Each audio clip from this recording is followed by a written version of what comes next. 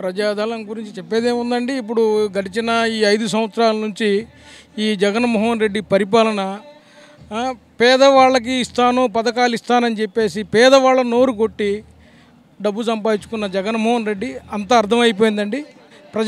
రాష్ట్ర ప్రజలు మొత్తం చూస్తూనే ఉన్నారు. ఈసారి మంచి మెజారిటీతో తెలుగుదేశం, బీజేపీ, జనసేన ఉమ్మడిగా మంచి సీట్లు మెజారిటీతో గెలుస్తుందని మేము భావిస్తున్నామండి.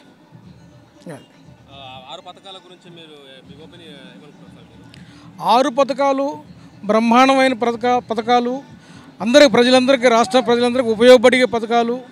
ఇలాంటి పథకాలు ఎవరు పెట్టలేని విధంగా చంద్రబాబు నాయుడు గారు, జనసేన పవన్ కళ్యాణ్ గారు, మోడీ గారు మంచి పథకాలు పెట్టారండి. ఈ పథకాల వల్ల బాగా జనానికి ఉపయోగపడతాయని మేము ఆశిస్తున్నాం.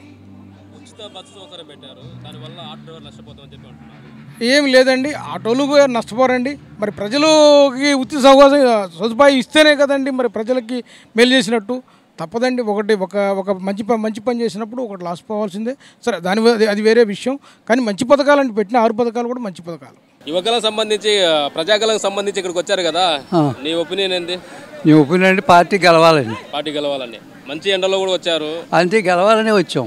మా అన్నగారు పెట్టారు కదా ఇంటిలో. భయపడ్డ కూడా మీరు అంటే అభిమానం కొద్దిగా వచ్చారా? ఏ విధంగా? మా రామారావు గారి అభిమానం మీద, తర్వాత వీళ్ళ అభిమానం మీద పార్టీ గెలవాలి, స్టేట్ బాగుపడాలని వచ్చాను. అంతే. స్టేట్ బాగుపడతాయని మీరు ఎట్లా అంటే అనుకుంటారు? ఏంటంటే డబ్బులు వెనకబడిపోయాం కదా, ఆర్థికంగా వెనకబడిపోయాం. మనం ఏజ్ కొనపోయినా రేట్లు ఎక్కువైపోయినాయి కదా. ఈయన వస్తే ఏదైనా కాస్త ఉపయోగం ఉంటుందని వచ్చాం. అది ఉమ్మడి పొత్తు బాగుందండి. ఉమ్మడి పొత్తు కావాలి. ఎందుకంటే మన రాష్ట్రానికి మోడీ కూడా అవసరం. అలాగే చంద్రబాబు నాయుడు గారు మన డెవలప్మెంట్కి కానీ, ఎస్టేట్లు కానీ, మన ఉద్యోగాలకు కానీ, రేపు యువతకి ఆదర్శం చంద్రబాబు నాయుడు గారు వస్తేనే మన పిల్లల భవిష్యత్తు కూడా చాలా బాగుంటుంది. విడగొట్టినంత తేలిక కాదు కదా, హామీలు ఏముంది బ్రహ్మాండంగా ఇస్తారు. అసలు చించడం ఎందుకు, కొట్టడం ఎందుకు? చించేసారు, అయిపోయింది. కుట్టుకునే పని కేంద్రం తీసుకుంటానంటుంది కదా.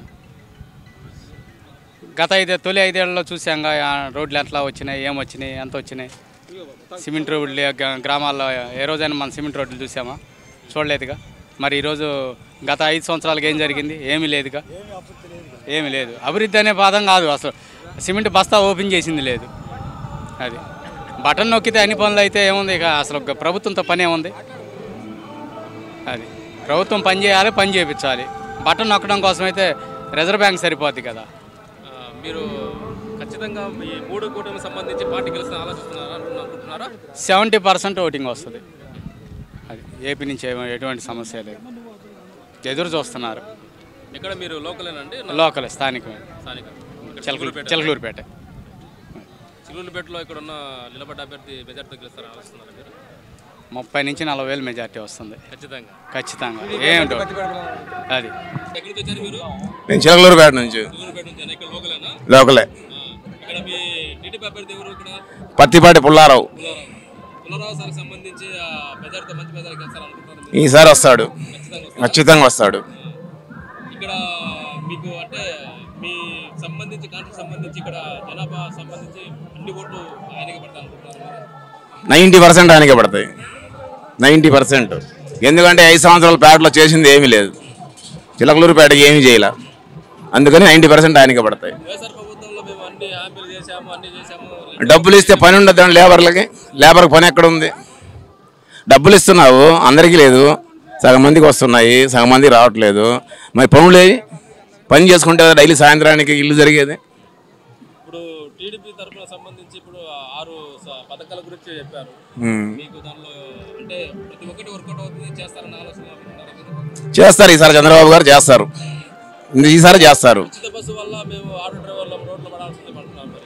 ఏం పన్నాడండి ఆయన పన్నాడు, ఆయన తెలుసు. ఎవరికి ఏం ఇబ్బంది కలగదు. మేము చేసిన తర్వాత, మా ప్రభుత్వం వచ్చిన తర్వాత మేము 20,000 దాకా సహాయం చేస్తాము. ఇది రైతు భరోసా సంబంధించి అంటున్నారు. రైతులు ఎవరు నాకు తెలియదు, నేను కూలి, నాకు రైతులు ఎవరో తెలియదు. అది నా వరకు నేను చెప్పాను. పని ఉంటే సాయంత్రం డబ్బులు వస్తాయి, పనులు లేవు. డబ్బులు ఏమో అందరికి రావట్లేదు. వచ్చే వాళ్ళకి వస్తున్నాయి, రాని వాళ్ళకి అసలు లేదు. సాయంకాలానికి ఒకటి మంచి వార్త చెప్తారని చెప్పి అంటున్నారు. మోడీ గారు ఏం చెప్తాడని అందరూ ఆధారపడి ఉన్నారు. మోడీ గారు ఏం చెప్తాడా 100కు 100 మంది కూడా అదే ఆలోచనలోనే ఉన్నారు. పోలవరం, అమరావతి ఈ రెండు చెప్తే చాలని చాలా సంతోషపడుతున్నారు.